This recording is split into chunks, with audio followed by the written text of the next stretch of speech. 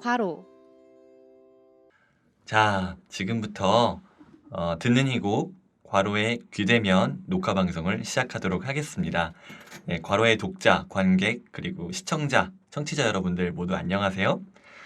지금 녹음실에는 극작가 동인 괄호의 괄호 5명이 모여 앉아 있습니다. 네, 제가 한 분씩 이제 소개를 시작할 텐데요. 누구부터 시작을 해주실까요? 효진님부터 소개를 좀 해주세요. 네. 저는 괄호에서 작가와 호랑이 선생님을 맡고 있는 신효진입니다. 이번에 껌껌이라는 작품으로 참여했습니다. 네, 호랑이 선생님 맡고 계신다고 하는데 이게 다른 괄호들이 붙여준 별명이잖아요. 네. 왜 호랑이 선생님이죠? 뭐 잘 모르겠는데 제가 무섭다고 해가지고 경고를 되게 많이 네. 하는 편이고 뭔가 우리가 잘못된 방향으로 가고 있을 때 늘 이렇게 훈육하듯이 방향을 바로잡아주는 역할을 하고 있어서 그런 별명을 붙였습니다. 네, 훈육하는 리플래시 선생님. 네, 효진님이었고요. 네, 바로 이어서 그러면 소연님. 네, 안녕하세요. 저는 괄호에서 작가와 파티 무새를 맡고 있는 이소연입니다. 이번에 저는 기다려줘라는 작품으로 참여하게 됐습니다. 네, 기다려줘.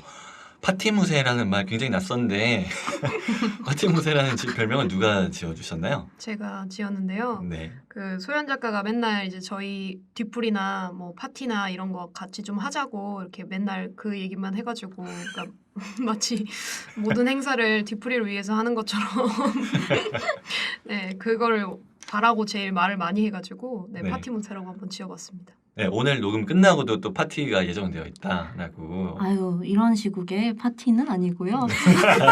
파티는 아니 그냥 소소한 밥은 사람이 밥은 먹고 살아야 되니까 9시 되기 전에 깔끔하게 밥만 먹고 가는 것으로 깔끔하게. 네, 깔끔하게 네, 깔끔하게 곱창을 드신다고 합니다. 네, 네. 네, 그다음에 진희님 소개해 주세요.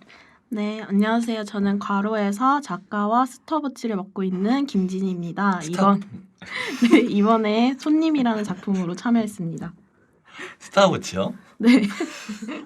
왜 스타워치일까요? 그러니까 제가 되게 칸트처럼 시간에 엄격해가지고 그 붙여주신 별명 같아요. 항상 뭔가 저희가 행사를 진행하거나 뭔가 저희가 해야 할 게 있을 때 제가 시간을 따지기 때문에 네, 그래서 붙여준 별명 같습니다. 네, 알겠습니다. 스타워치. 네, 마지막으로 도훈님 네, 소개해 주세요. 네, 안녕하세요. 저는 괄호에서 작가랑 전 좋은데요를 맡고 있는 도은입니다. 이번에 은형과 은영이라는 작품으로 임하였습니다. 함께 갑자기 참여했습니다. 주님이 네. 아니, 전 좋은데요는 대체 무슨 뜻인가요? 누가 지어주셨어요? 저희 모두가 만장일치로. 네, 장일치로. 바로 떠오른 말이죠. 네. 네. 그러니까 이게 긍정, 수긍, 그러니까 이런 의미. 그렇죠. 아니 도훈님은 항상 이제 마지막에 나타나셔서 전 좋은데요? 저 괜찮은데요? 괜찮은 것 같아요. 이런 말을 제일 많이 하셔가지고 네. 정말 좋기 때문에 한 채 거짓 없이 임하고 있습니다. 네. 그러면 민조님 소개해 주세요. 네, 제 소개를 사실 빠뜨렸는데, 네, 저는 이제 괄호에서 드라마터그와 죄송합니다를 맡고 있는 김민조입니다. 예, 저는 모든 작가님들의 드라마터그를 맡고 있고요. 왜 죄송합니다 하냐면은 자수하세요. 이게 약간 진희님과 상극이라서 좀 죄송한데 또 지금도 죄송하다 그랬어. 근데 제가 시간을 굉장히 못 지키고 마감도 맨날 늦어가지고 네, 항상 죄송합니다를 입에 달고 산다 그래가지고 죄송합니다를 맡게 되었습니다.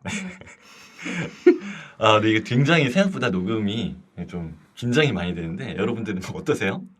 경련 일어나는 거 같아요. 광대가 이렇게 떨리고 있어요. 너무 긴장돼요 지금. 아랫입술이. 그래서 땅만 보게 되는. 네 맞아요. 그래도 그 작품 녹음하면서 몇 번 들어오셨잖아요. 그래도 네. 아직도 긴장이 되세요? 그렇죠. 그때는 약간 다른 의미로 긴장되는 것 같은데 그때는 제가 혹시나 이상한 소리를 내가지고 녹음에 방해가 될까봐 숨도 쉬지 못하고 가만히 있었다면은 여기서 이번에는 소리를 내야 되니까. 네, 소리를 내야 되니까 그거에 대한 긴장감이. 오히려 소리를 내야 되니까. 네. 맞아요. 저희의 소리가 이제 녹음이 되고 있는데 여기서 말을 뭔가 조리 있게 잘 해야 된다는 긴장감이 지금 저를 압도하고 있는 것 같아요. 역시 칸트 선생님 틀리지 않기 위해. 네네. 네, 도훈님이 지금 가장 마지막에 작품 녹음을 마치셨잖아요. 네. 네, 지금 어떤 상태이신가요? 저요 지금 정신이 없는 상태이고요. 네, 긴장된 상태입니다. 지금 다리를 엄청 떨고 계세요. 그래서 떨려요. 너무 떨려요. 진짜. 아, 네. 됐습니다. 지금 이제 긴장을 떨치고 네, 다음 순서로 넘어가 보도록 할게요. 네, 일단 저희가 극작가 동인 과로인데요. 이제 과로에 대한 소개를 좀 해드려야 될 것 같아요. 저희가 지금 현 회장을 맡고 계신 진희님께서 저희가 뭐 어떻게 왜 창단을 하게 됐는지 조금 이야기를 해주시면 좋을 것 같아요. 네. 그러니까 저희가 초대 회장은 도우님이었고 이제 제가 올 12월부터 회장직을 넘겨받았는데 이제 저희 과로라는 단체에 대해서 간단하게 소개를 드리면 저희가 과로라는 이름으로 모이게 된 시작은 극작가들이 함께 할 수 있는 무언가를 해보자였던 것 같아요. 그래서 4명의 작가와 그리고 다른 세계관을 하나의 시선으로 들여다봐 주실 민조님까지 이렇게 모여서 과로라는 집단이 탄생하게 되었고요. 앞으로도 함께 할 수 있는 무언가를 찾아가면서 작업할 예정입니다. 네, 아유 감사합니다. 되게 제가 이상하고 거창할수록 좋다라고 부탁을 드렸더니 네, 이렇게 준비를 해주셨어요. 네. 네, 제 극작가들의 어떤 뭐랄까 그 이익이라든지 권익이라든지 약간 뭐 이런 거창한 말이 이제 들어가기를 좀 원했던 것인데 네. 감사합니다. 틀렸네요. 감사합니다. 틀렸어. 그럼 정답이 있었네요. 네, 농담이었고요. 네. 그래서 저희가 이제 그 창단을 했는데 이제 저는 이제 그 소연님한테 연락을 받게 되었고 제가 기억하기로는 소연님하고 효진님이 좀 적극적으로 이렇게 멤버를 모았다라고 알고 있는데 이 창단과 관련된 에피소드 그리고 많은 분들이 궁금해하실 것 같은데 왜 하필 괄호 그 검색도 잘 안 되는 괄호라는 제목을 짓게 되었는가 좀 얘기해 주시면 좋을 것 같아요. 뭐 일단 저희는 그 소연 씨랑 제가 제일 많이 나누던 고민이 이제 극작가로서 이 거친 세상을 어떻게 살아내면 좋을까. 뭐 팀 작업을 할 때 극작가로서의 고충이라든지 뭐 이런 이야기를 굉장히 많이 나눴었고 거의 볼 때마다 얘기를 나눴던 것 같아요. 그래서 이런 고충을 좀 함께 나누면서도 희곡을 같이 좀 쓰고 발전해 나갈 수 있는 동료들이 좀 있었으면 좋겠다 해서 이제 극작가 2분을 모시게 됐고 그리고 더불어서 저희가 그 희곡을 보통은 이제 검수랄까 뭔가 충고랄까 이런 걸 받기가 좀 어려운 상황인데 그때 좀 도움을 주실 수 있는 턱음님도 함께 하시면 정말 좋겠다 이런 생각이 들어서 민조님까지 이제 모시게 되었습니다. 그리고 괄호라는 이름은 아마 저희가 한참 고민을 하다가 효진님이 처음 던져주셨던 것 같은데 괄호가 이제 보통 희곡에서 소지문을 표현할 때 많이 쓰는데요. 그거가 이제 극작가들의 의도가 들어가 있지만 또 이게 쉽게 생략되기도 하는 말이라서 뭔가 공연이나 연습실에서 극작가들이 가끔 생략이 된다고 서로 고충을 이야기했던 게 있어서 좀 그런 지점과 닮아 있지 않나라는 생각이 들어가지고 우리 생략되지 말자 또 그런 빈 괄호를 앞으로 열심히 채워보자라는 뜻에서 괄호라는 이름으로 만장일치로 정하게 되었습니다. 네, 아유 감사합니다. 저희 그 질문 제가 이제 그 가끔 받는 질문 중에 괄호 SNS 영문명 이름이 오버플레이라이트다. 이게 무슨 뜻이냐라는 질문을 제가 가끔 받아요. 네. 이것도 이제 괄호 이름의 유래의 중요한 부분 중에 하나인데 뭐였죠 이게? 오버플레이라이트? 그게 이제 네. 괄호가 이제 그냥 빠르게 읽으면 과로잖아요. 그래서 이제 과로를 한다. 이제 말 그대로 초과 노동을 한다. 약간 이런 느낌인데 저희가 노동을 하는 거는 극작이니까 이제 오버플레이라이트라는 네, 제목을 짓게 된 것 같아요. 그러니까 오버플레이 그리고 플레이라이트 네, 이렇게 맞습니다. 합쳐가지고 네. 예, 탄생한 이름이었습니다. 그래서 괄호이자 과로 라는 이름을 저희는 갖고 있고요. 네, 저희가 그래서 2020년 올해 6월 달에 반년도 안 됐어요. 그쵸. 예. 6년 된 것 같은데. 6년 된 것 같은데 6월에 창단 공연을 가졌잖아요. 네, 창단 공연 제목이 굉장히 길어서 과연 지금 제가 의심이 드는 건 동인분들이 그 창단 공연 이름을 기억하고 있을지가 지금 굉장히 의심이 많이 들거든요. 네. 기억하죠. 그래서 제가 약간 챌린지 형식으로 한번 그 창단 공연 이름 대기를 할 텐데 그냥 제가 막 지목을 할게요. 먼저 도훈님. 네. 자, 챌린지. 괄호는 괄호와 괄호 사이 괄호가 될 수 있을까? 뭔가 하나 틀린 것 같은데? 아니요, 맞아요. 맞아요? 네. 네, 맞습니다. 김민주 아니다. 김민주님. 아니야. 틀린 그럼 것 같아요. 그러면 이거 답을 얘기하지 말고 바로 진희님 여기 와서 네. 괄호는 괄호와 괄호 사이 괄호가 될 수 있을까? 맞는 것 같은데요? 괄호와 빼지 않았어요? 아닙니다. 아닌가요? 네. 네, 알겠습니다. 네. 다 알고 있네. 다 알고 있네. 네, 다행이네요. 네. 제가 미리 언지를 들여서 그런가 연습을 해오신 것 같아요. 네. 네. 그래서 이제 굉장히 긴 이름이라서 저희가 괄로 줄여서 불렀던 창단 공연이 있었습니다. 네. 네. 그리고 나서 이제 저희가 그 다음으로 돌입한 프로젝트가 개관괄호라고 할 수 있겠는데요.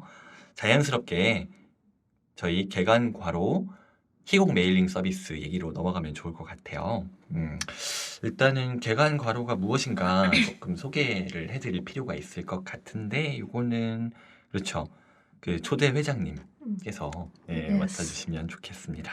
네, 이제 또 저희가 마침 첫 개관괄호가 끝나고 두 번째 개관괄호를 기다리고 있는 시점이기 때문에 잘 한번 설명을 드려보자면 저희가 우선 봄, 여름, 가을, 겨울 4계절 동안 매주 한 편씩 희곡을 메일링으로 보내드리는 서비스예요. 그래서 4명의 극작가의 각기 다른 개성과 매력을 느낄 수 있는 희곡과 더불어서 한 명의 드라마토그의 아주 폭넓은 시각으로 바라본 비평극까지 받아볼 수 있고요. 그리고 세상에 월 구독료가 2만 원밖에 되지 않는 아주 가까운 곳에서 집에서 핸드폰에서 문학을 즐길 수 있는 그런 메일링 서비스입니다. 너무 훌륭한. 역시 초대 회장님. 그렇죠. 네. 너무 좋아요. 이제 이게 저희가 되게 야심차게 어떤 일회성 프로젝트가 아니라 매년 매 계절마다 그걸 이어가기로 했잖아요. 이 야심찬 포부를 안고 시작한 프로젝트인데 이것도 막상 해보니까 드는 소감이 있을 것 같아요. 네. 오늘 한 2분 정도 말씀을 해주시면 좋을 것 같은데 누구 말씀해 주시면 좋을까요? 회장님이 정하시죠. 그럼 한번 진희님. 저의 소감은 일주일이란 시간은 정말로 짧구나였고요. 그리고 막상 저는 이번에 순서가 가장 마지막 순서였는데 그 한 달이라는 시간도 되게 짧구나라고 생각을 했고요. 네, 그렇습니다. 다음 분을 진희님이 지목을. 네, 소연님 말씀해 주세요. 네. 저는 딱 쓰려고 이렇게 그 전까지는 그냥 여태까지 써온 것처럼 그냥 희곡을 쓰면 되겠거니라고 생각을 했는데 막상 쓰려고 하다 보니 이게 또 공연으로 여러분 앞에 보여지는 게 아니라 텍스트 자체로 이게 전달이 된다고 생각하니까 뭔가 느낌이 굉장히 좀 달랐고 많이 사실은 겁도 많이 났던 것 같고 아직까지도 조금은 어려운 지점들이 있는데 굉장히 색다른 감각이었던 것 같아요. 그렇게 제 텍스트가 텍스트 자체로 전달이 된다는 게 그래서 되게 재밌는 경험이었던 것 같습니다. 네, 그러니까 희곡을 메일링한다는 그 발상이 정말 검증해 본 적은 없으나 한국 최초라고 저희가 이제 얘기를 하고 다니는데 그 말인즉슨 이제 극작가 분들한테도 이게 처음 겪어보는 방식이었던 것 같아요. 저도 그렇고 마찬가지고 그래서 뭐 극장을 통해서 만나는 게 아니라 메일링을 통해서 만난다는 경험이 지금 저희에게도 되게 신선하고 아직도 신선하고 좀 여전히 좀 설레는 그런 경험인 것 같습니다. 이 얘기를 빼놓을 수 없는데 이제 메일링을 저희가 한 달에 5번을 하기 때문에 특히 작가분들은 순서를 정해서 1주차, 2주차, 3주차, 4주차 발송을 하잖아요. 그래서 우리가 이 순서를 정하기 위해서 공정하게 사다리 타기를 했고 공정하게 효진님, 도훈님, 소연님, 진희님 이런 순서로 결정이 됐습니다. 이 순서를 겪어본 소감을 좀 차례대로 얘기해 주시면 좋을 것 같아요. 저는 진짜 세상이 무너지는 기분이었는데 제가 그 2년 전에 아웃스포큰이라는 연극을 할 때 이제 그때 제가 처음 배우를 해봤었던 거였는데 그때도 첫 대사가 엄청 길었어요. 그래서 그때 진짜 정말 떨리고 긴장되고 자신감이랑 자존감이 무너지고 가정이 무너지고 사회가 무너지고 이러는 느낌이었는데 그때랑 정말 동일한 느낌이어서 나 때문에 메일링 취소하면 어떡하지?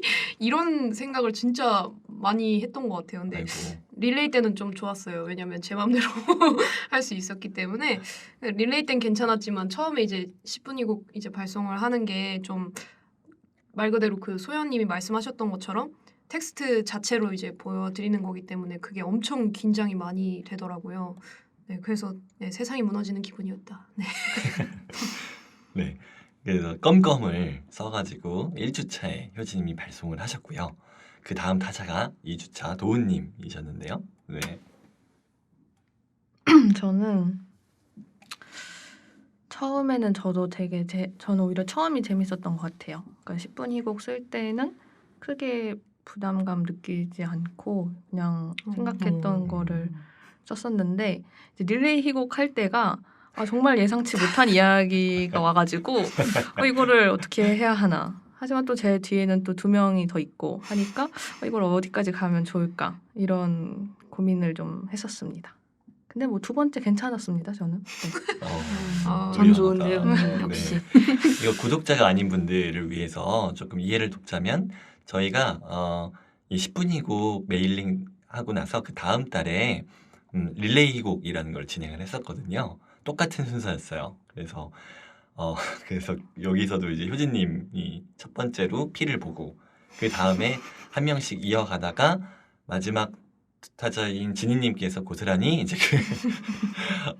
모든 책임을 이제 완결짓는 그런 방식의 릴레이 희곡을 또 메일링을 했었거든요. 예, 좀 그 얘기했습니다. 다음으로 3번째 소연님. 네. 저는 3번째 저도 이제 중간에 끼고 싶다. 2번째 아니면 3번째 하고 싶다 했는데 3번째가 돼서 매우 기뻤는데요. 또 막상 쓰려고 해보니까 생각보다 이게 저희가 어쨌든 한 주제를 가지고 쓰게 됐는데 약간 앞에 2 사람 거가 있다 보니까 너무 겹치면 왠지 다양한 맛을 보여드리지 못할 것 같아서 좀 그거를 최대한 피해가면서 색다른 거를 뭔가 만들자라는 생각이 들어가지고 그런 거 겹치지 않으려고 했던 거 그게 조금 생각지 못한 복병이었던 것 같습니다. 네, 마지막으로 4번째 진희님. 저는 아무래도 순서가 4번째다 보니까 저는 거의 구독자님들하고 비슷한 마음으로 새 작가님들의 작품을 이제 편안하게 감상을 하다가 이제 마지막 주차가 돼서 큰일 났구나 하고 이제 쓰기 시작했는데 저도 좀 소연 작가님하고 비슷한 고민이었던 것 같아요. 그래서 뭔가 앞서 나왔던 얘기들하고 조금 다르면서도 저의 뭔가 색깔을 보여줄 수 있는 글을 써야 하는데 뭘 쓰면 좋을까 이런 고민을 좀 오래 했던 것 같고 또 릴레이 희곡 때는 열심히 잘 마무리했습니다. 네. 네, 진짜 릴레이 희곡 때는 마지막 주자인 진희님께서 해결되지 않은 떡밥들을 모조리 처리를 하시느라 굉장히 애로사항이 크셨다 알고 있습니다. 근데 사실 어떻게 보면은 진짜 제일 마지막 순서는 저긴 했어요. 왜냐하면 제가 5주차에 리뷰를 발송을 했기 때문에 저도 일주일 안에 리뷰를 쓴다는 게 안 해본 일이라 가지고 굉장히 짧다라는 생각을 했어요. 또 내 작품을 읽어야 되니까.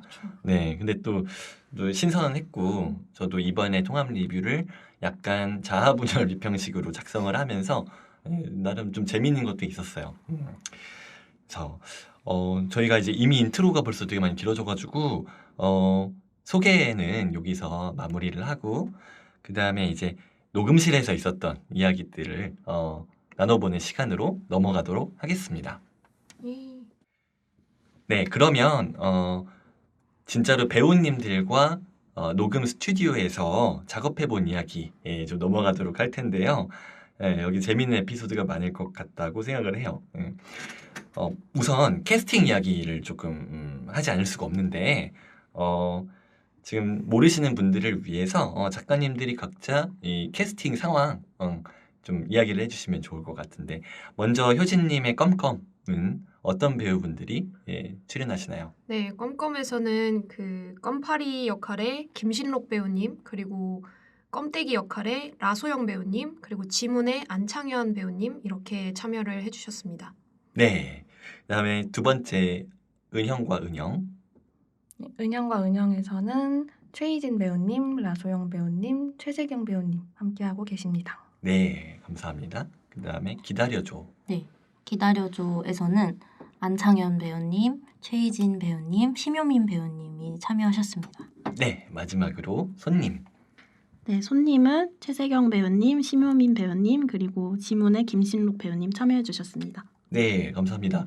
이게 들으면 아시겠지만 저희가 배우분들을 이렇게 공유하는 네, 식으로 그러니까 총 12개 배역의 6분의 배우분들께서 각각 2개의 역할씩 해주신 거죠. 그래서 네, 저희 함께 녹음 스튜디오에서 함께 땀을 흘려주셨는데요. 네, 먼저 이제 어떻게 이 배우분들한테 컨택을 하게 되셨는지 그리고 어떤 점이 좋아서 컨택을 하게 되셨는지 조금 궁금해서 효진님한테 먼저 좀 여쭤봐도 될까요? 아, 네. 예.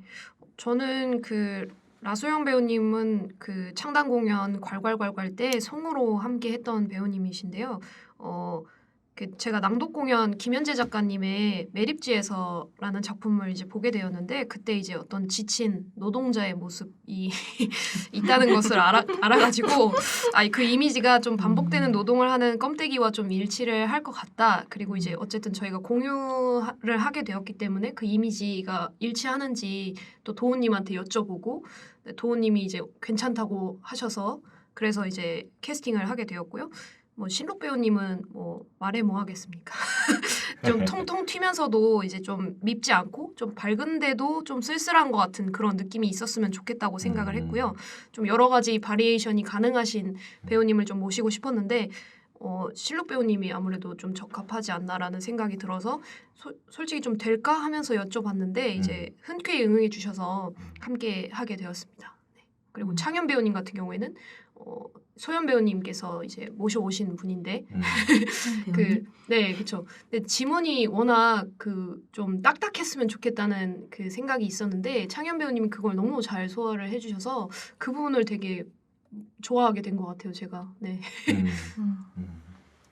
그 껌껌에서 이제 그 지문을 맡으셨던 안창현 배우님이 이제 소연님 작품에서는 직접 출연을 하셨죠? 네, 소연님 어떻게 배우분들을?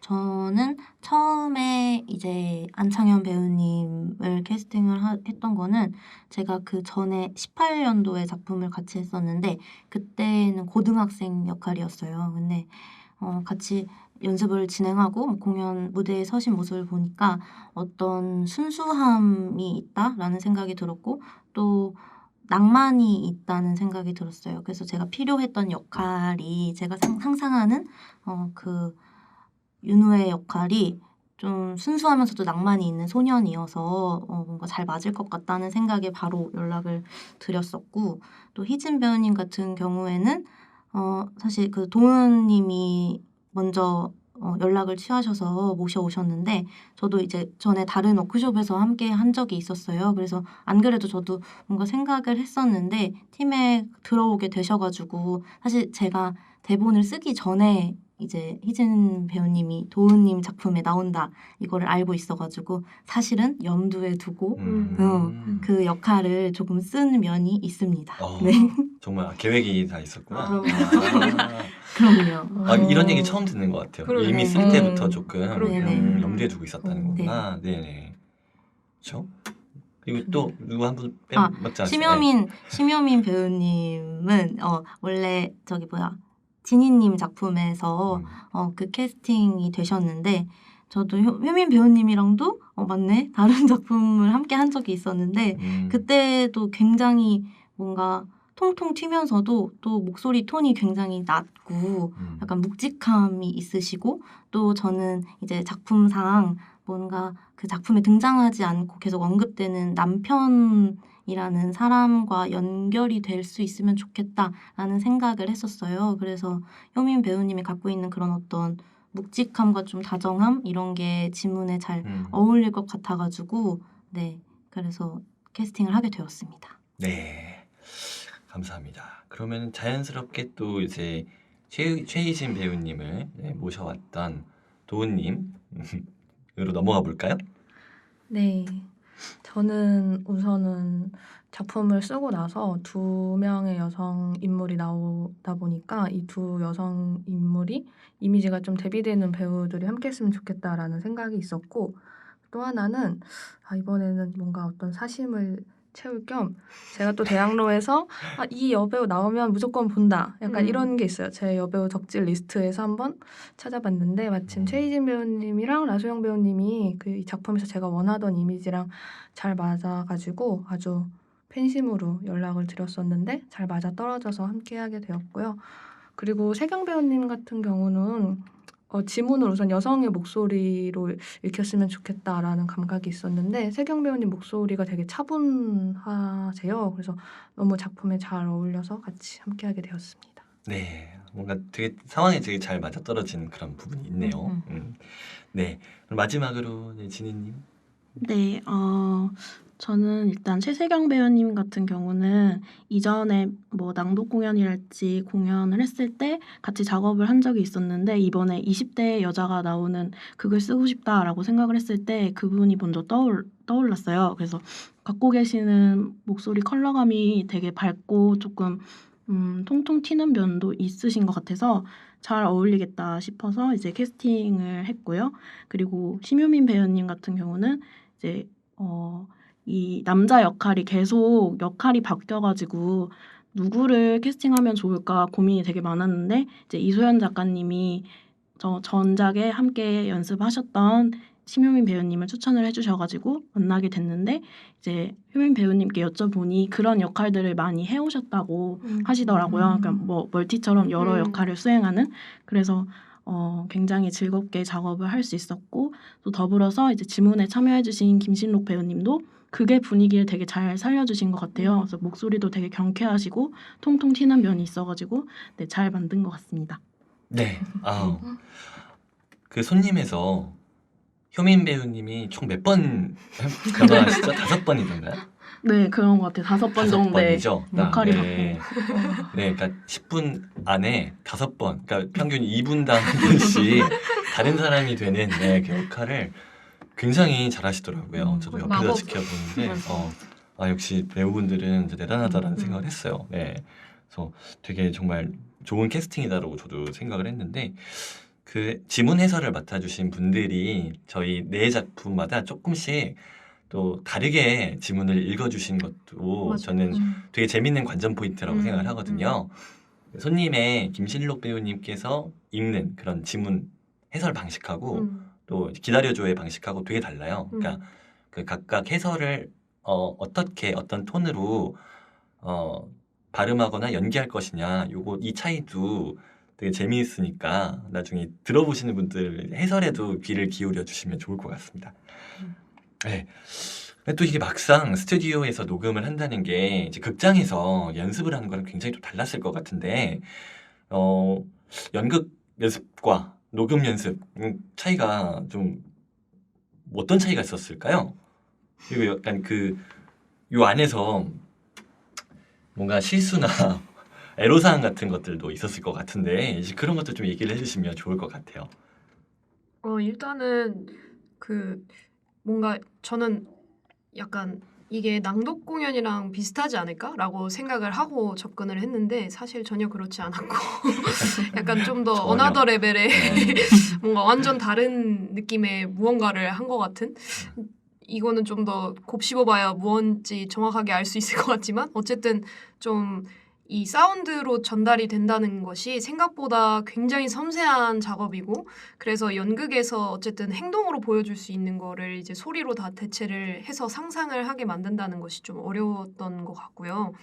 녹음 에피소드 같은 경우에는 저희는 녹음할 때 이제 막 정체불명의 클릭 소리가 있었어요. 그러니까 그 안창현 배우님이 묘사하시기로는 이제 맥의 마우스로 더블 클릭을 하는 소리가 자꾸 이제 들리는데 그게 이제 헤드셋을 벗으면 들리지 않고 헤드셋 쓰면 들리고 약간 이러는 이상한 그 경험을 했었는데 이게 뭐 의자에서 나는 미세한 소리다. 뭐 아니면은 뭐 뭔가 저희가 뭐 이렇게 뭐 펜을 근데 펜도 없었고 그래서 약간 아직도 정체불명의 의자에서 나는 소리는 아니었던 것 같기도 한데 여전히 좀 귀신 소리다 이렇게 생각을 하게끔 만드는 네 그런 에피소드가 있었습니다. 스튜디오 괴담 같은 네. 그런 그러니까 헤드폰 안에 사는 그쵸. 클릭 귀신이 네. 있다라는 괴담이 좀 돌기도 했었죠. 네.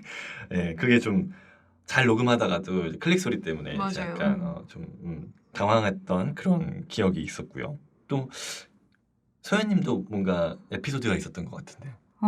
저는 뭔가 실수 같은 거는 아니고 되게 재미있고 좋았던 발견이 녹음을 하면서 원래는 제 작품에 노래가 나오는데 그 노래를 안창현 배우님이 맡은 그 윤우만 부르는 노래였어요. 그랬는데 그냥 즉석에서 그 희진 배우님께서 거기다가 이제 따라 불러주시는 거를 넣어주셨는데 그 듣자마자 너무 좋아가지고 그대로 이제 발전을 하게 되었는데 되게 좋았던 것 같아요.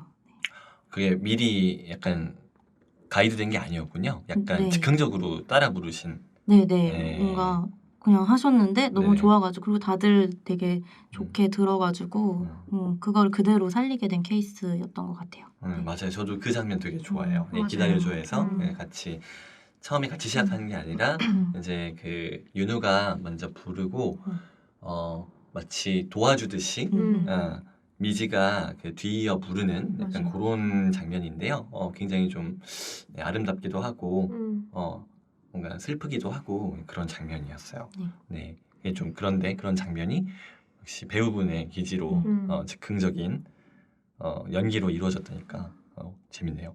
진혜님이나 도우님 같은 경우는 뭐 이런 녹음실 분위기나 녹음한다는 것 자체가 연극 연습 기존에 해왔던 거랑 좀 비슷하셨어요? 좀 다르셨어요?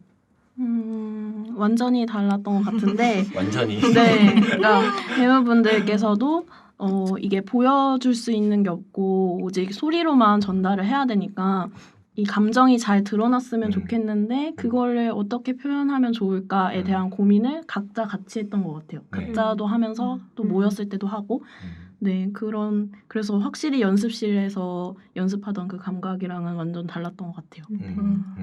맞아요. 저는 좀 다를 수 있는데 물론 그런 작업 과정도 힘들었지만 그 녹음실의 그 공기 저는 연습실에서도 굉장히 부산한 스타일이어서 항상 문 끝에 앉거나 좀 이런 사람인데 녹음실 들어가니까 정말 숨도 못 쉬겠는 배에서 막 꼬르륵 소리 날까봐 너무 두렵고 그랬었는데 저뿐만 아니라 배우님들도 정말 많이 긴장하고 혹시라도 어떤 숨소리나 다른 작품 외에 소리가 들어갈까봐 다들 긴장을 하고 했었습니다. 그렇죠. 진짜 지금도 약간 맞아요. 지금은 좀 편해요. 그래도 약간 어. 이런 잡소리가 조금 들어가도 네. 뭐 이렇게 크게 적이 없는데, 그러니까 저도 이제 드라마터그다 보니까 이제 모니터링을 하기 위해서 이제 잠깐씩 녹음실에 들어왔을 때가 있었잖아요. 이제 그때 저도 소리를 내면 안 되니까 이렇게 극도로 이제 약간 그 음소거 상태로 존재를 해야 되는데 음. 그게 생각보다 쉽지가 않더라고요. 맞아요. 예. 그래도 약간 그 부분은 좀 좋은 것 같아요. 이게 중간에 틀리면 다시 이제 조금 사이를 두고 앞으로 다시 돌아가서 녹음을 맞아요. 하면 네. 되니까 네네. 배우님들이 하시다가 뭐 3번이고 4번이고 다시 하는 경우도 있는데 그런 거는 이제 뭐 공연에 비해 약간 수월한 게 아닌가. 그렇죠. 네. 정말 윤우야 정신 차려. 윤우야 정신 차려. 정신을 세 몇번 번. 차리라. 정말 죽는 줄 알았어요. 윤우가 정신을 3번 차려가지고. 네. 네, 아무튼 굉장히 사람이 음소거 상태를 유지하기 위해서는 많은 노력을 해야 된다. 코어 근육도 필요하고 맞아요. 매우 많은 게 필요하다는 걸 좀 음. 절감할 수 있었죠. 그리고 또 두 분 같은 경우, 진희님하고 도우님 같은 경우는 중간에 이렇게 막 소리를 뭐 예컨대 손님 같은 경우는 이제 그 수진이 야 하고 화를 내는 맞아요. 부분이라든지 도우님 그 은영 같은 경우는 고라니가 출몰을 음, 해서 깜짝 놀라는 놀라는 맞아요. 장면 같은 경우에는 이제 연극 무대였으면은 그냥 막 소리를 질러도 되는데 녹음이라서 조금 더 섬세하게 접근을 해야 됐던 것 같아요. 네, 맞아요. 네, 두 분 잘 처리하셨어요? 그 야만 한 10번 한 것 같아요. 야만 고개를 한쪽으로 돌려서 야를 하고 뭐 의자를 뒤로 빼서 멀리서 야를 하고 그래서 여러 번 한 결과 네 좋은 야가 탄생을 해가지고 좋은 일 야. 들어봐야겠네요. 축하드립니다. 축하드립니다. 뭐야? 남일. 네, 저희도 고라니가 정말 여러 번 왔다 갔는데 근데 이게 확 놀라는 씬이다 보니까 몸이 이렇게 반응을 하게 되잖아요. 그러다 보니까 자꾸 이제 발소리 같은 거나 의자가 뒤로 가는 소리가 들리다 보니까 근데 이제 아니나 다를까 나중에는 이제 두 배우님께서 잘 적응하셔서 가만히 부동 자세로 놀라는 거를 해주셨습니다. 와우. 네. 저는 그 완성본은 듣지 못했는데 나중에 이제 그 공개되면 저도 들을 수 있을 것 같은데 굉장히 궁금해요. 네. 어떤 식으로 나왔을지. 네, 너무 고생을 좀 했던 부분이라 가지고. 네. 네, 그러면 이제 녹음 에피소드와 관련된 얘기는 여기에서 슬슬 마무리를 하고 저희가 메일링을 했던 희곡 작품 자체에 대한 이야기를 조금 깊게 나누어 보는 시간으로 넘어가도록 하겠습니다. 저희가 공통 주제가 있었잖아요. 네. 먼저 메일링을 하자라고 하고 나서 그래도 너무 각자 다른 주제로 10분 희곡을 쓰는 것보다는 공통의 주제를 정해서 각각 다른 작품을 써서 보내자. 그러면 독자분들도 좀 더 재밌게 읽을 수 있다. 이런 결론을 내렸던 것 같은데 그래서 그 공통 주제가 무엇이어야 하나 처음에 상의했을 때 좀 약간 조금 형편없는 주제들이 가을 뭐 이런 거. 가을 그렇죠. 맞아. 백일장 그렇죠. 백일장처럼 정말 가을. 그래서 뭐 과일 같은 것도 나왔죠. 맞아. 과일. 맞아. 과일 같은 것도 네, 나왔었죠. 맞아요. 네, 형편없는 주제가 엉망진창이었. 나왔다가 조금 올해 상황에 참신하진 않아도 멸망이라는 주제로 하면 주제가 조금 극단적일수록 각자 이걸 다른 방식으로 소화시켜서 희곡을 쓰기 좋겠다. 네. 이런 생각에 제가 멸망이라는 주제를 제안을 드렸었습니다. 맞습니다. 네, 이 멸망이라는 주제를 받고 각자 다른 생각을 하셨을 것 같아요. 그래서 이 미션을 받고 나서 지금 요 작품들의 오기까지 과정을 조금 얘기해 주시면 좋을 것 같은데 밑그림을 각자 어떻게 그리셨는지 궁금하거든요. 이것도 이제 첫 번째 타자였던 효진님. 거의 뭐 고요 효진 네. 같은 느낌인데 약간 저는 처음에 이제 멸망이라는 주제를 받고서는 이 멸망의 사이즈를 어느 정도로 해야 될까를 제일 고민을 많이 했던 것 같아요. 이 멸망의 사이즈가 도대체 어느 정도여야 되나, 이 세계를 정말 멸망시킬 정도여야 되나, 아니면 그냥 개인의 어떤 멸망이어야 되나, 뭐 이런 거를 되게 고민을 많이 했는데, 뭐 이제 결국에는 이제 좀 전체적인 멸망으로, 그러니까 비교적 좀 큰 멸망으로 저는 간 것 같아요. 근데 이제 제가 이제 밑그림을 그리게 된 과정은 이제 문득 길을 걷는데 바닥에 이제 정말 껌이 많이 붙어 있더라고요. 그래서 뭔가 검은 그 자국들 있잖아요. 근데 도무지 그게 껌이라고 여길 수 없는 크기의 뭐 그런 것도 있었고, 약간 길에서 이제 황태 머리 같은 거를 본 적도 있고, 그러니까 이렇게 길에 있으면 안 되는 것들이 이제 많이 눈에 들어오더라고요. 그래서 황태요? 네, 황태 머리. 그 황태? 네네네, 먹는 황태. 그 황태 머리가 네, 물고기가 근데 사실 거기 있으면 안 되는 것들인데 이제 뭐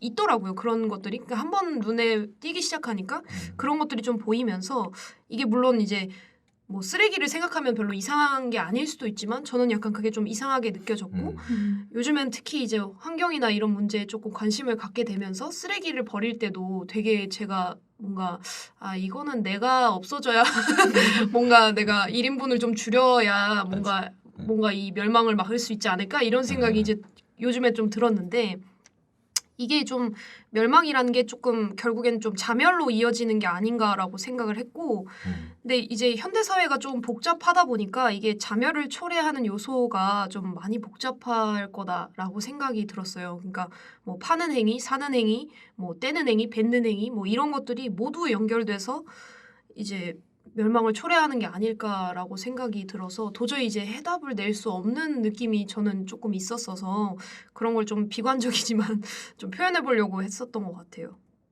네. 그렇죠. 그러면 이제 주제를 받고 나서 네, 이렇게 그때부터 땅바닥을 좀 쳐다보고 그렇죠. 땅바닥 보면서. 쳐다보면서 밑그림을 네, 그렇죠. 원래 작가들은 좀 땅바닥을 보면서 걸어 다니니까 정면을 보면서 당당하게 걷는 일이 많이 없으니까 이제 바닥을 보면서 이제 다니다가 이제 껌을 발견하게 된 거죠. 되게 참신하다는 생각을 했어요. 멸망이라는 주제에서 이제 그 껌과 바닥이라는 구멍, 멸망 약간 이렇게 이어지는 발상이 굉장히 진짜 참신하다고 생각했는데 그게 다 땅바닥을 보고 다닌 평소에 그렇습니다. 예. 네, 평소에 노력의 결과 네. 다 네. 그렇군요. 은영과 은영 같은 경우도 이제 그 상황이 굉장히 기발한데 어떻게 접근을 하셨는지? 우선은 저는 멸망을 가지고 고민할 때 그 시점에 대해 고민했던 것 같아요. 그러니까 이제 멸망이라는 상태에 있으면 인물들을 그 시점 어디에 둘 건지, 뭐 멸망 이후에 둘 건지, 아니면 뭐 멸망 중에 둘 건지를 고민했었는데 그때 저를 조금 딱 강하게 잡았던 이미지가 멸망인지를 모르고 그 멸망을 함께 목격하는 친하지 않은 낯선 두 여자의 이미지가 저한테 좀 왔었어요. 그래서 그 이미지로부터 처음 출발을 했었고 그리고 마침 제가 이제 그때 흔히 말하는 야반도주라고 하잖아요. 그런 이사를 진행하는 사람들을 대상으로 하는 어떤 특수 이사업체에 관련된 기획 기사를 조금 읽었었고 그 사장님들 인터뷰를 좀 많이 읽었었어요. 그걸 운영하는. 그래서 이 소재가 재밌었는데 마침 지금 제가 처음에 떠올렸던 이미지랑 잘 맞아 떨어진다는 감각이 있어서 그 소재를 좀 덧붙여서 작업을 했던 것 같습니다. 네. 그 인터뷰 그 읽어보셨던 거구나. 그게요. 그러니까 되게 멸망이라는 약간 비현실적인 소재랑 야반도주 이사 뭐라고 불러야 되죠? 정확히는 야간 이사? 새벽 이사?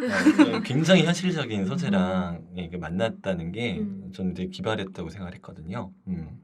근데 이제 이미 관심 있던 주제랑 주제를 이렇게 적용해서 만드셨다. 이것도 평소 노력의 결과. 그렇죠. 네. 다 그렇죠.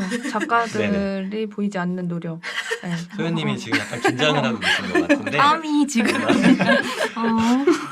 이상하다. 그렇다면 소연님이 평소에 어떤 노력을 해오셨는지 들려주시죠. 네.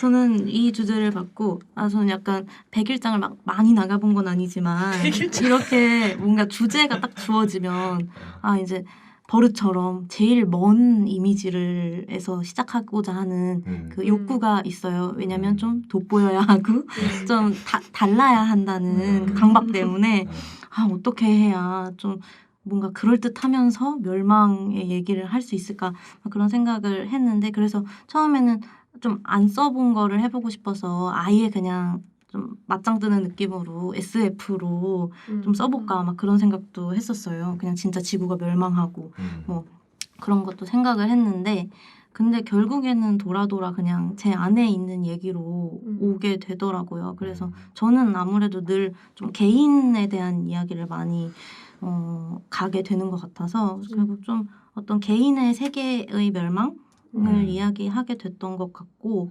그래서 일단은 그렇게 했을 때 그냥 저는 보통 이미지로 출발을 많이 해서 이번에도 역시 그냥 막연히 어떤 이미지가 떠올라서 시작을 했던 것 같아요. 뭔가 눈이 엄청 많이 쌓인 그런 추운 산에 텐트가 고립되어 있고 그리고 그 텐트 안에는 따뜻한 조명이 있고 또 뭐 노래가 흘러나오고 좀 술도 마시고 있고 어떤 열기가 그 안에 있는 그런 장면이 그냥 문득 떠올랐었던 것 같아요. 그래서 처음에는 3명으로 썼었는데 뭔가 3명으로 좀 써보자 해가지고 썼는데 도저히 감당이 안 되더라고요. 이게 그렇게 짧게 3명의 이야기를 하기에는 너무 무리가 있어가지고 결국 1명을 빼고 2명으로 하게 됐던 것 같아요. 아무래도 청취자분들께서 좀 궁금해하실 것 같아서 제가 미리 질문을 드리자면 그 노래가 김광석의 기다려줘라는 노래잖아요. 네네. 그 노래를 선택하게 된 그 이유도 있었나요? 사실 제가 모르는 노래였어요. 네. 진짜요? 네. 그것이 놀랍죠? 근데 진짜 모르는 너무 잘 어울리는데. 노래였는데 제가 일단은 저도 이제 김광석 가수님의 노래를 뭐 좋아하기는 하지만 막 모르는 노래까지 찾아볼 정도는 아니었는데 이제 이 이미지를 생각을 하다 보니 그 텐트 안에 흘러나오는 노래가 그런 감성의 포크 노래였으면 좋겠다라는 생각이 일단 먼저 들어서 좀 찾아봤어요. 그 가수의 노래를 좀 찾아보다가 제가 노래를 가끔 쓴 적이 있었던 것 같은데 그럴 때마다 결국 가사를 보고 되게 생각보다 금방 만났거든요. 그 노래를 처음 딱 눌렀는데 그냥 아무거나 처음 뜨는 걸 딱 눌렀는데 그 노래가 나와서 가사도 너무 제가 원래 쓰고자 했던 거랑 잘 맞고 음악도 멜로디도 잘 맞고 이래가지고 그냥 바로 쓰고 전 제목도 마지막에 정하는 편이라 노래를 정하고 그냥 자연스럽게 제목도 그 노래의 제목이 된 것 같아요. 네, 굉장히 예상하지 못했던 그런 비하인드네요. 재밌어요. 근데 딱 되게 빠르게 이거다 싶어가지고 골라진 노래다라는 거. 네, 지니님, 손님 같은 경우 또 이야기 들려주시죠. 네, 저는 이 멸망이라는 주제를 받고 나서 얼마 지나지 않았을 때 실제로 친구가 카페를 오픈을 해가지고 제가 이제 방문을 하게 되었어요. 그래서 그 대본상에서 지문의 시선이 저의 시선이라고 보시면 되는데 저는 그 친구가 그 원치 않는 손님들 응대할 때 그 친구의 얼굴에서 아주 찰나간 진짜 멸망을 보았거든요. 그래서 이거다. 되게 멸망이 멀지 않구나. 그래서 친구한테 이제 양해를 구하고 이 이야기로 써도 되겠느냐라고 해서 이제 작품을 쓰게 되었죠. 네. 양해까지 이제 구해서. 네. 어디까지 설명하셨나요? 내가 네 얼굴에서 멸망을 봤다. 네, 막 그렇게 말을 하고. 네. 작품 보여드렸나요? 그 오디오 극이 나오면 이제 공개하는 네. 기대하고 있습니다. 너무 기대가 되네요. 그러게요. 그 친구분의 반응은 어떠셨어요? 이걸 쓰겠다.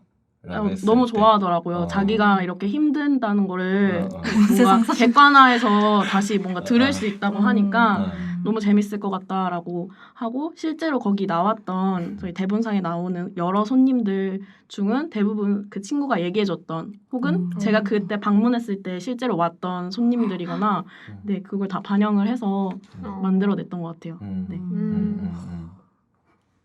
네. 이렇게 해서 이제 그 작품의 밑그림을 그리게 된 과정 이야기 들어봤는데 조금 더 깊게 각각의 작품에 대해서 얘기해 볼 수 있으면 좋을 것 같아요. 지금 지니님께서 지금 얘기하고 계셨기 때문에 바로 이어서 해보자면은 제가 이제 5주차에 발송드렸던 리뷰에서 저 같은 경우에는 요 마지막에 수진이 손님을 만든다 라는 지문으로 끝나잖아요. 네. 전 여기에서 이 손님이 멸망이라고 생각을 했던 것 같아요. 그렇기 때문에 이제 앞에서 진상 손님 다 단영하고 재빙기 수리기사가 조금 풀어주는 그런 와중에 마지막에 도착하는 멸망이라는 게 좀 약간 저는 뭔가 서늘하게 느껴졌다 이렇게 그 리뷰에 썼던 것 같은데 근데 다르게 해석될 여지도 있는 것 같고 네, 네. 해서 이 결말짓기의 방식에 대해서 조금 여쭤보고 싶거든요. 네. 저는 이미 그 수진의 공간에 멸망이 왔다 갔고 그 멸망 안에서 회복하는 의미로 다음 손님을 맞이한다 이렇게 생각을 하고 그 지문을 썼던 것 같아요. 네. 이미 멸망은 왔다 갔다 네. 5번이나. 여러 멸망들을 네, 거치고 난 후에 회복하는 수진의 음. 모습을 그리고 싶었어요. 네네. 그래서 제가 그걸 언제 이게 내 해석하고는 다르구나라고 생각했던 게 언제였냐면 지문 해설을 하셨던 김실록 배우님께서 마지막 지문을 읽으실 때 그 톤이 아닌 거예요. 되게 막 되게 불길함을 암시하는 톤으로 읽지 않으셨고 오히려 경쾌하게 이렇게 빼는 방식으로 읽으셨거든요. 그래서 이게 이렇게 들으니까 되게 다른 희곡이 되는 것 같기도 하고 그래서 좀 저로서도 좀 재미있는 경험이었어요. 네. 그래서 그 손님 같은 경우 또 이게 이제 그 멸망의 얼굴을 그 일상 속에서 자연스럽게 볼 수 있다는 것, 그 점에 또 공감이 되었던 부분도 저는 있었던 것 같은데, 네. 네, 다음으로 넘어갈게요. 너무 길어지면 네, 또 네. 저희가 또 잘라내는 아픔을 맞아요. 네. 드리니까, 네, 다음으로 넘어가서 누구를 할까요? 거꾸로 한번 가볼까요? 거꾸로 갑시다. 네. 그러면 소연님, 그리고 네. 후진을 해서 네. 네. 소연님 같은 경우에는 제가 리뷰에 썼던 말은 이게 윤우라는 인물과 미지라는 인물이 좀 환상 속에 있는 인물처럼 느껴지기도 하잖아요. 특히 윤우 같은 경우는 제가 이제 노래하는 텐트라고 노래하는 텐트라고 약간 귀곡산장스러운 느낌도 있다라고 네. 제가 말씀을 드렸었는데, 그러니까 이게 실제로 만드는 과정에서도 윤우가 지나치게 약간 유령이나 환상 속의 인물이거나 그러니까 미지가 만난 뭔가 산속의 환영 같은 존재이기를 원치 않으셨던 것 같기도 하고 네. 그래서 이제 이 윤우하고 그 미지라는 인물이 표현을 할 때 좀 이렇게 주안점 같은 게 있었을 것 같아요. 맞아요. 저도 이렇게 연습을 진행하면서 제일 먼저 이제 배우님들이랑 그런 거에 대한 얘기를 했었는데, 저는 어쨌든 그 공간이 어떤 다른 세계가 잠깐 만나는 공간이면 좋겠다라는 생각을 했었고, 그래서 조금 어느 정도의 환상성이 부여되면 좋겠다라는 말을 했던 것 같아요. 그래서 윤우도 윤우의 세계가 있고 미지도 미지의 세계가 있고, 근데 어떤 뭐 멸망을 맞은 뒤에 그 찰나에 마주치는 순간이라고 생각을 했던 것 같고, 막 결말에 대해서 저도 뭐 지인들이 보고 나서도 막 혹시 이런 거냐 저런 거냐 맞아요. 되게 저한테 질문을 많이 했는데, 저는 물론 그냥 허허하고 웃었지만 그냥 하나 정도는 생각했던 것 같아요. 뭔가 결말에서 좀 윤우와 미지가 잃어버린 남편의 목소리가 좀 합쳐질 수 있으면 좋겠다라는 생각을 가지고 시작을 했던 것 같고, 그래서 미지가 어떤 그 멸망 이후의 상황이든 멸망 중간의 상황이든 좀 어느 정도의 희망 같은 걸 얻을 수 있다면, 그 답을 찾을 수 있다면 좋겠다라는 생각이 들었던 것 같아요. 그래서 결말이 그렇게 나왔던 것 같습니다. 네. 네. 맞아요. 아마도 이제 그 청취자분들께서 기다려줘를 듣고 나서 제 결말을 다양한 방식으로 해석할 것 같거든요. 분명히. 그러니까 이게 뭐 미지가 본 환상이었다라고 생각하시는 분도 있을 거고, 아니면 독립적인 두 명의 인물이다라고 보시는 분. 그러니까 결국 윤우 말대로 세상이 멸망했느냐 안 했느냐 가지고도 약간 갈릴 거예요. 그런데 이제 이 작품의 매력은 그 모든 해석들이 가능하다라는. 그래서 작가는 허허 웃으면 된다. 약간 이런 점에 있다. 네, 이렇게. 네. 그래서 네, 여러분들의 해석이 틀린 것이 아니다. 네, 이렇게 다들 이렇게 되게 대승적으로 얘기할 수 있는 장점이 있습니다. 네, 네. 그다음에 이제 은영과 은영 네, 또 여쭤보고 싶은데 은영과 은영 같은 경우에는 이게 이제 제가 재밌었던 거는 보통 막 고라니가 도망가고 뭐 새들이 도망가고 그걸 지켜보는 인간이 있으면 약간 인간이 또 요새 인류세라는 말을 또 많이 하니까 인간이 이제 가해자가 되고 그 동물들이 이제 피해자처럼 되는 어떤 구도가 만들어지기 십상인데 은영과 은영 같은 경우는 그렇게 느껴지지가 않았던 거예요.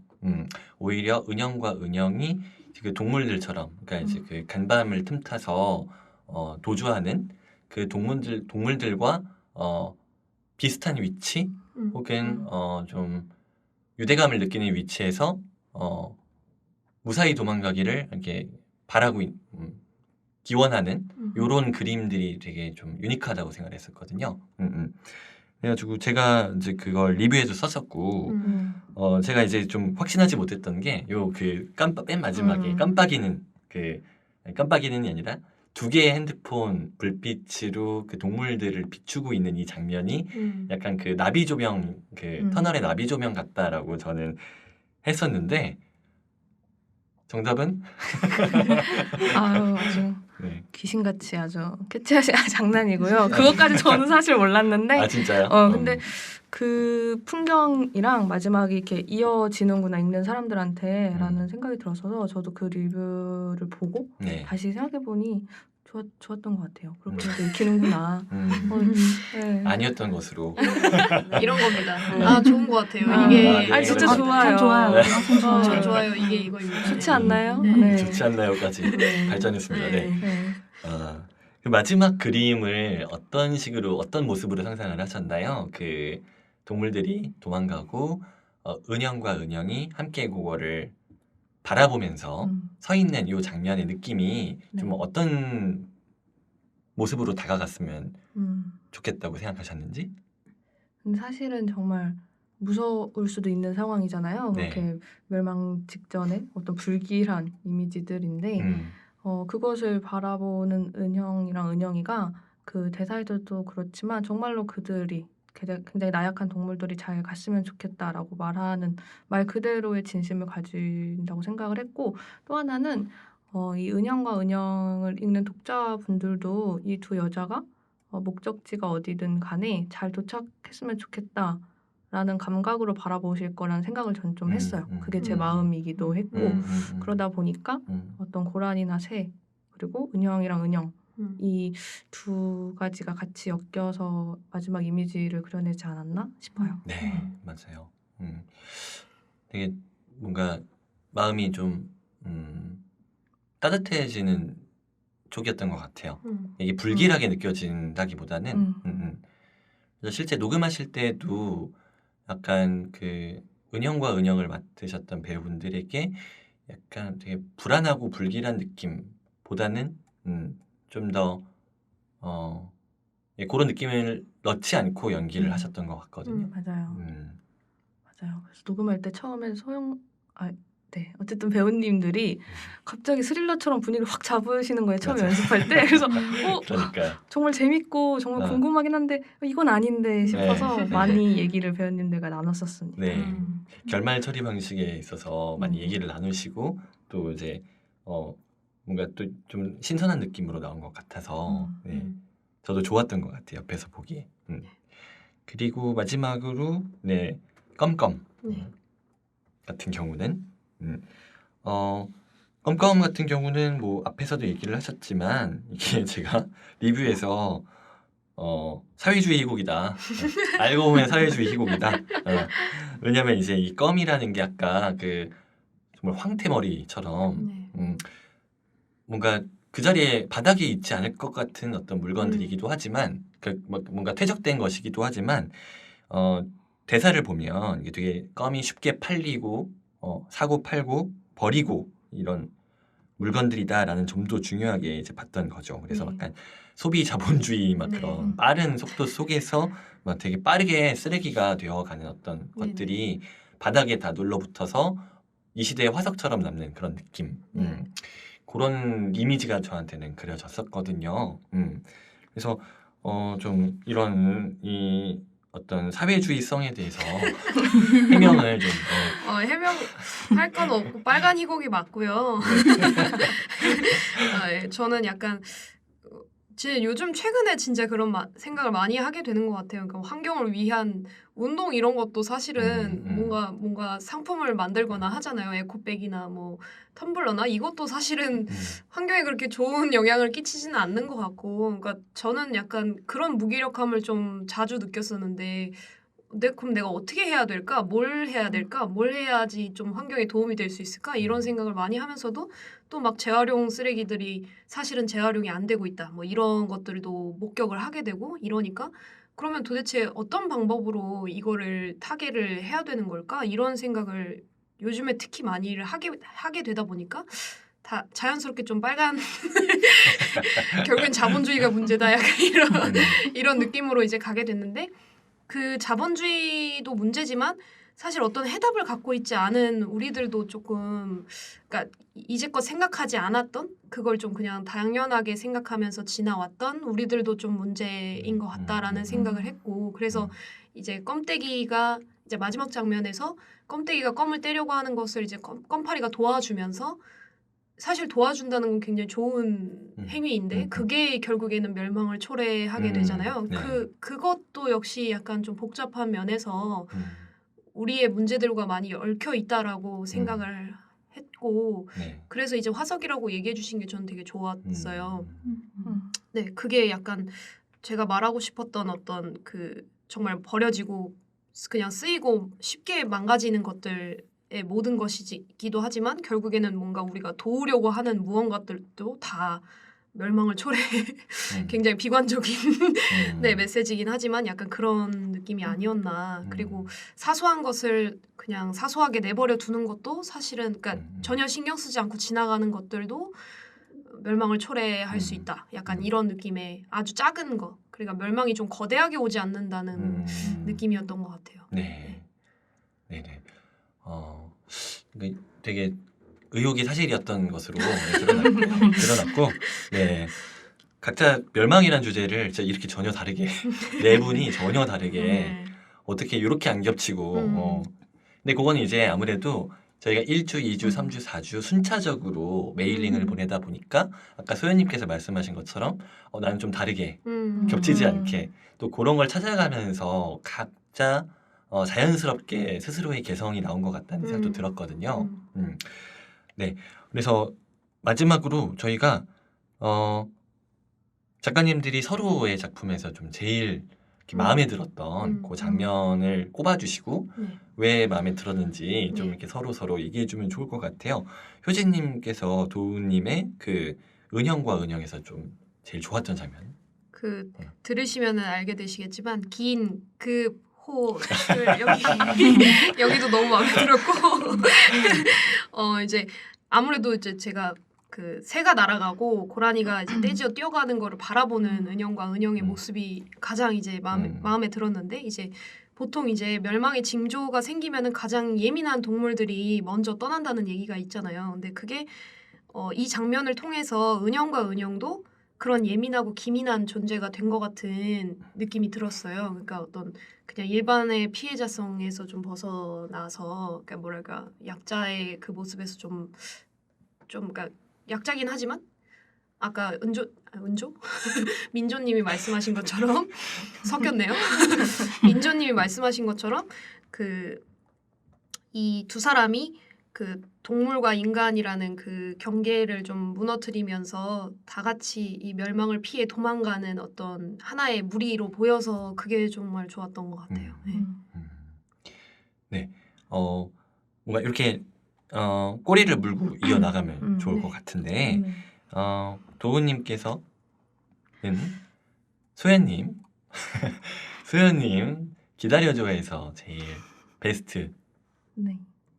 저는 거의 마지막 장면인데 이제 미지가 윤호를 깨우면서 이렇게 노래를 좀 길게 부르는 지점이 있어요. 근데 그 지점이 너무너무 좋았고, 연습 때도 들으신 독자분들도 그렇겠지만 너무너무 좋았는데, 이 작품이 처음 시작할 때 전혀 접점이 없는 것 같은 두 인물이 어떻게 우연일 수도 있고 운명일 수도 있는데 이렇게 만나게 되거든요. 낯선 공간에서.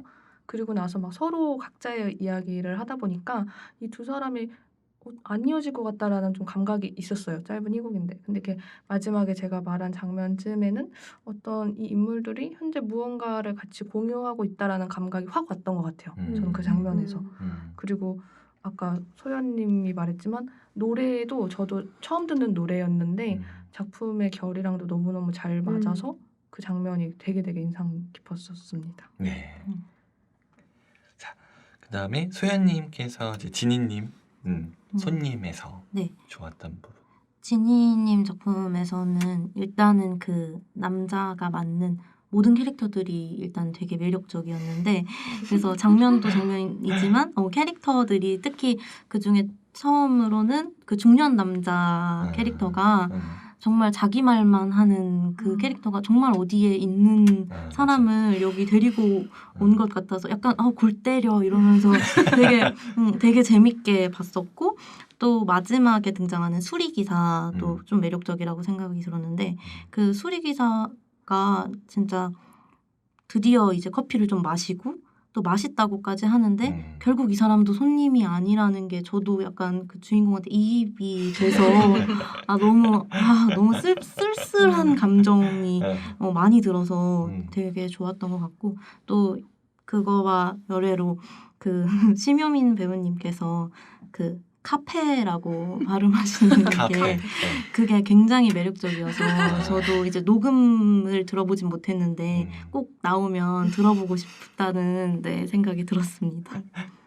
그 인물에 상관없이 다 카페라고 하시나요? 그 5명의 조금씩 다른데요. 조금씩 달라요. 네. 역시 저희가- 디테일이야. 그러니까. 조금씩 다 발음이 다르게. 너무 기대됩니다. 기대됩니다. 맞아요. 좀 그랬던 것 같아요. 약간 느끼한 카페 사장 할 네, 때는 맞아요. 조금 굴려 그런 디테일. 자, 마지막으로 진희님께서 네, 저는 제가 껌껌에서 제일 좋았던 장면은 그 마지막에 껌떼기하고 껌파리가 함께 달라붙어서 껌 떼는 장면 되게 재밌었는데 이게 그 장면으로 인해서 앞으로 이 두 사람 앞에 닥칠 고난과 역경이 좀 그려지고 뭔가 언젠가 저 두 사람도 그 구멍 안에 빨려 들어가겠지라는 상상이 자연스럽게 되더라고요. 그래가지고 앞에까지는 서로 다른 목적이 있던 두 사람이 그 껌을 함께 떼고 나서 뭔가 이제 앞으로 함께 우리는 뭘 겪을 것이다 이렇게 엔딩을 맞이해가지고 그 장면이 되게 좋았어요. 네, 그렇죠. 이제 되게 순식간에 멸망한 거 아닌가? 네, 그, 네, 빨려 들어갔죠. 빨려 들어가는. 네, 이렇게 해서 저희 작품에 대한 이야기까지 다 나누어 보았고요. 저희가 어느덧 시간이 되게 많이 갔어요. 네, 스튜디오 사용할 수 있는 시간이 거의 한 5분 그런 남았기 현실적인 때문에 네. 딱 마침 이제 마무리를 할 시간이 네. 세상에 딱 됐습니다. 네, 그래서 저희는 이제 마지막으로 저희 괄호의 독자, 관객, 시청자, 청취자분들께 남기고 싶은 말씀을 해주시면 되는데 길어지면 안 되니까 인당 30초의 제한 시간을 준수를 해주시길 바라겠습니다. 스타버치가 스타버치 진희님께서 해주시면 되겠습니다. 김진희 선생님께서 이제 네. 완벽하게 통제를 해주실 네, 거라고 예. 믿고요. 긴장되네요 또. 네. 겨우 네, 풀린 저거 긴장이다. 무서워. 네. 네. 그럼 오늘 또 효진님께서 또 고유효진. 네. 네. 지금 스타워즈 네. 저희가 이제 처음 시도하는 오디오 드라마 형태의 그 희곡 많이 즐겨주셨으면 좋겠고요. 연극과는 다른 매력을 또 이제 들으면서 느끼실 수 있을 거라고 생각이 들어요. 그리고 앞으로도 저희 괄호의 개관괄호도 많이 관심 가져주시고 괄호가 앞으로 행할 다른 방식의 희곡 텍스트의 향연 네, 많이 즐겨주시길 바라겠습니다. 감사합니다. 네, 정확합니다. 우와. 역시 선생님은 선생님은 시간을 잘 지켜. 엄격하시기 말도 때문에. 안 돼. 무서워. 네. 다음 도훈님. 네. 웅인거릴 것 같은데 우선은 함께 여태까지 들어주시고 또 읽어주셔서 정말 감사드리고요. 이번에 첫 개관 괄호였는데 앞으로 이어질 무궁한 많은 개관 괄호도 여러분들이 함께 해주시길 진심으로 기원합니다. 감사합니다. 감기 조심하세요.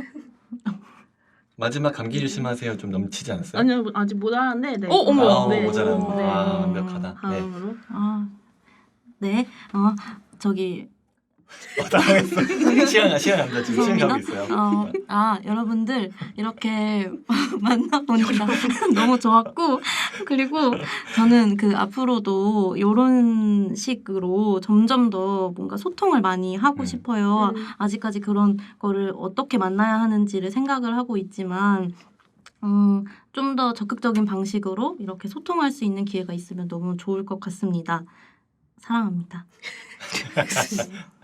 네 정확했습니다. 네. 씨. 본인이 어기는 거 아니에요, 이제? 아니 그럴 리가 없습니다. 저희 칸트 선생님. 정확했습니다. 네. 네.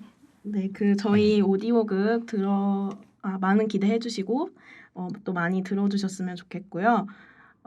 객석이 아닌 여러분들의 공간에서 저희의 희곡을 만날 수 있는 기회가 더 많이 있었으면 좋겠고 저희 괄호도 여러분들께 많은 방법으로 다가갈 수 있는 것들을 찾아보도록 하겠습니다. 감사합니다.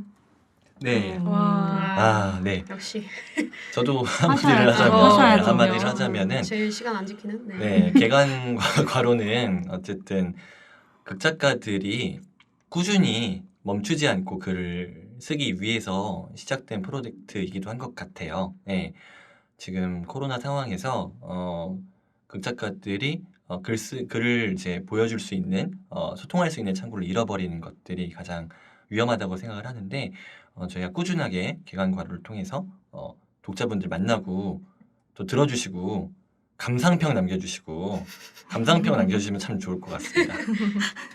네, 이상으로 오늘 저희 듣는 희곡 괄호의 귀대면 녹화 방송을 마무리하도록 하겠습니다. 감사합니다. 감사합니다. 안녕히 계세요.